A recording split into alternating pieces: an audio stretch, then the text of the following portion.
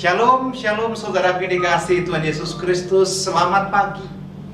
Kasih karunia daripada Allah Bapa, cinta kasih daripada Yesus Kristus Tuhan, pertolongan Roh Kudus senantiasa melimpah atas kita, sehingga kita bisa bangun pagi hari dengan ucapan syukur. Berjumpa kembali dengan saya dalam program Word of Wisdom. Bapak Ibu saudara yang dikasihi Tuhan Yesus Kristus, kadang-kadang teguran membuat kita mundur. Bahkan kadang-kadang teguran membuat kita putus asa. Bahkan teguran yang keras terkadang membuat kita sakit hati. Tetapi sebaliknya, ketika kita ditegur, justru membuat kita bangkit dan semangat kembali. Itu lain cerita. Ketika Anda diingatkan, bukan luka batin, tetapi justru saudara bangkit dari ketidakberdayaan, itu juga lain soal. Saudara dikasihi Tuhan Yesus Kristus, bagaimana dengan kehidupan kita sehari-hari? Ada kalanya omongan orang membuat kita lemah. Ada kalanya kadang-kadang nasihat yang terlalu keras membuat kita putus asa. Ada kalanya juga teguran-teguran yang tidak pada tempatnya membuat kita seolah-olah tidak punya pengharapan di masa depan. Bagaimana jika yang menegur itu adalah orang-orang dekat saudara, atau dekat dengan kita, atau mungkin orang-orang di gereja kita, di lingkungan kita, di komunitas agamawi kita? Mari kita belajar satu ayat. Orang yang ditegur tetapi tidak menyerah, orang yang ditegur tapi tidak putus asa, orang yang ditegur tetapi tetap maju semangat luar biasa. Markus pasal 10 ayat 48. Firman Tuhan berkata demikian. Banyak orang menegurnya supaya ia diam, namun semakin keras ia berseru, "Anak Daud, kasihanilah aku." Saudara pasti tahu cerita tentang Bartimius. Yang menegur Bartimius ketika teriak minta tolong kepada Yesus bukan orang lain.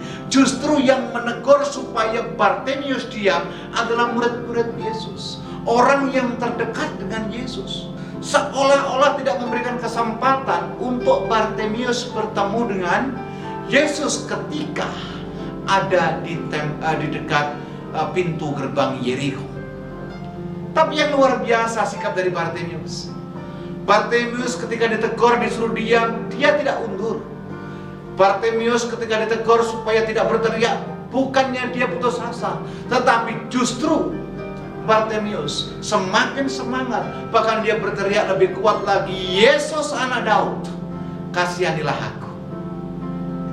Bapak Ibu saudara yang dikasihi Tuhan Yesus Kristus, apa yang membuat kita kadang-kadang putus asa? Apa yang membuat kita kendor? Apa yang membuat kita seolah-olah malas berjalan ke depan?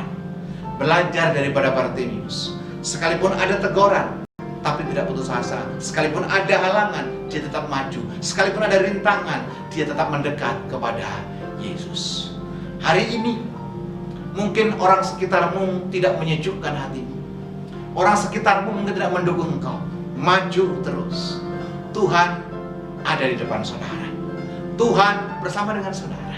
Bahkan Tuhan yang menuntun tangan kita semuanya.